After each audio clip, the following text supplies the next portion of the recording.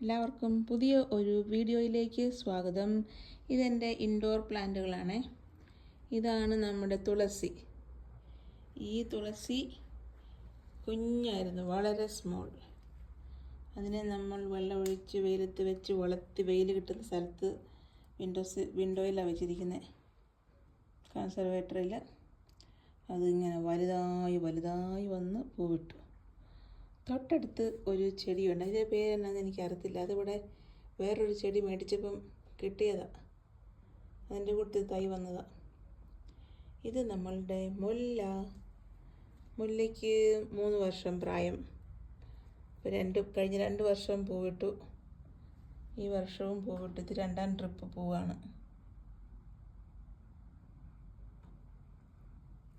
2 ചട്ടിയിലാക്കി വെച്ചിരിക്കുന്നു.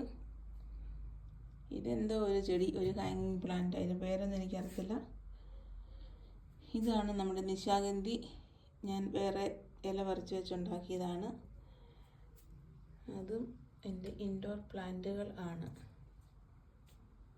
ഇതെല്ലാം കൺസർവേറ്ററിയിലാണ് വെച്ചിരിക്കുന്നത്.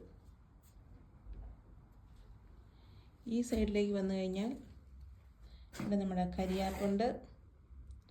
കരിയാപ്പെല്ലാം ചത്തുപോയായിരുന്നു, പിന്നെ അതെല്ലാം ഞാൻ വിട്ടിട്ട് പിന്നെ തൈ ഉണ്ടായി വരുന്നതാണ്. ഇത് ഇങ്ങോട്ട് വന്നു കഴിഞ്ഞാൽ പിന്നെയും കുറേ ചെടികൾ. ഇതാണ് നമ്മുടെ ബൊഗെയിൻവില്ല ചത്തുപോയായിരുന്നു. വെളിയിൽ വെച്ച് കെട്ടി കൂടുന്നതൊക്കെ ആക്കി റെഡിയാക്കി പിന്നെയും കിളുത്ത് വരുന്ന ഭാഗമാണ് ഈ കാണുന്നത്. ഇങ്ങോട്ട് കഴിഞ്ഞാൽ പിന്നെയും നമ്മുടെ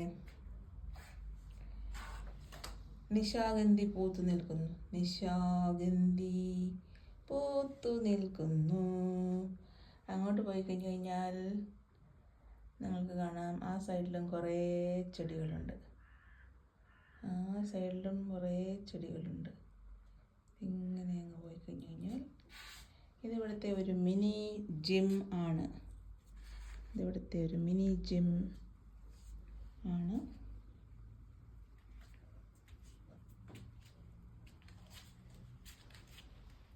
ജിംബോൾ.